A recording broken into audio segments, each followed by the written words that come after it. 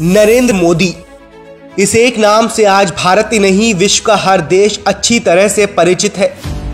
वो एक दौर था जब देश का प्रधानमंत्री दूसरे देशों के आगे हाथ बांधे नजरें झुकाए खड़ा होता था। भारत जैसे महान देश को कांग्रेसी प्रधानमंत्रियों ने समस्त विश्व के आगे बेबस सा कर दिया था।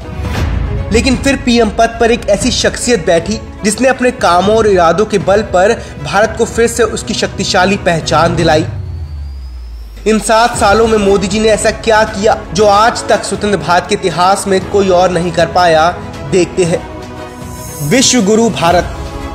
200 सालों तक हमारे देश को गुलाम बनाने वाले ब्रिटेन में 53 देशों की मीटिंग में मोदी जी महाअध्यक्ष बने। इसी बात से हर एक भारतीय का सीना गर्व से चौड़ा हो जाना चाहिए।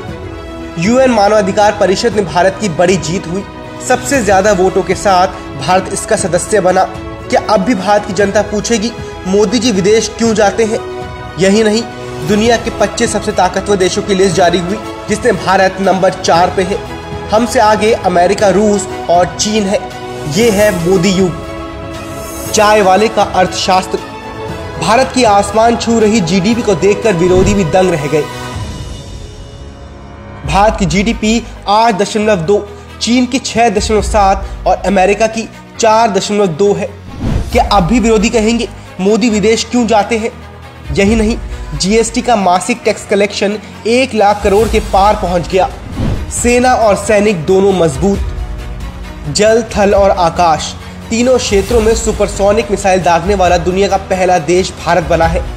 ये है मोदी युग। 2014 में कांग्रेसी रक्षा मंत्री AK एंटनी ने कहा था, देश कंगाल है, हम राफेल तो क्या छोटा जेट भी नहीं ले सकते। पर मोदी जी ने ईरान का कर्ज भी चुका दिया, राफेल डील भी कर ली, S-400 भी ले रहे हैं। सेना को भी बुलेट प्रूफ स्कॉर्पियो का सुरक्षा कवच मिल गया है।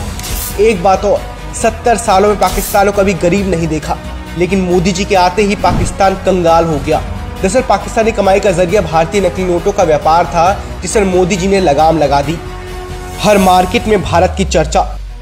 ऑटो मार्केट में जर्मनी को पीछे छोड़ भारत नंबर 4 बना। बिजली उत्पादन में रूस को पीछे छोड़ नंबर 3 बना। टेक्सटाइल उत्पादन में इटली को पीछे छोड़ नंबर 2 बना।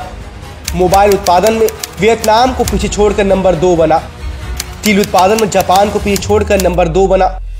चीनी उत्पादन में ब्राजील को पीछे छोड़कर नंबर 1 बना। और यही नहीं, नए सौर ऊर्जा संयंत्र लगाने में अमेरिका और जापान जैसे देशों को पीछे छोड़कर भारत दूसरे स्थान पर पहुंच गया है।